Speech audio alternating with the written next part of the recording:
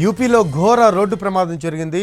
అలీఘర్ తప్పల్ సమీపంలోని యమునా ఎక్స్ప్రెస్ హైవేపై truck double decker bus ఢీకొన్నాయి. ఈ ప్రమాదంలో 5గురు మృతి చెందగా 17 మంది గాయపడ్డారు. తెల్లవారుజామున 1 గంట సమయంలో ప్రమాదం జరిగింది. ప్రతాప్గఢ్కు చెందిన కృష్ణా ట్రావెల్స్కు చెందిన డబుల్ డెక్కర్ బస్సు ఢిల్లీ నుంచి అజంగఢ్ వైపు వెళ్తూ ఉండగా ట్రక్కును ఢీకొట్టింది. ఈ ఘటనలో బస్సు ఒకవైపు పూర్తిగా దెబ్బతింది. బస్సులోని 5గురు ప్రయాణికులు ప్రాణాలు కోల్పోయారు. మృతుల్లో ఒక మహిళ 5 నెలల చిన్నారి ఉన్నారు.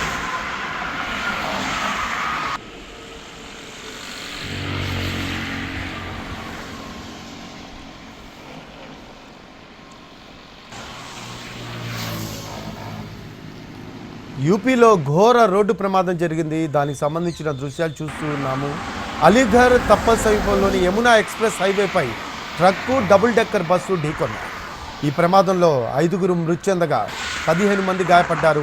తెల్లవారుజామున 1 గంట సమయంలో ప్రమాదం జరిగింది.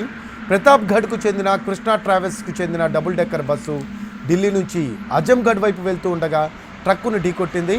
ఈ ఘటనలో బస్సు ఒకవైపు పూర్తిగా దెబ్బతిన్నది. బస్సులోని 5గురు ప్రయాణికులు ప్రాణాలు కోల్పోయారు. మృతుల్లో ఒక మహిళ 5 నెలల చిన్నారి ఉన్నారు.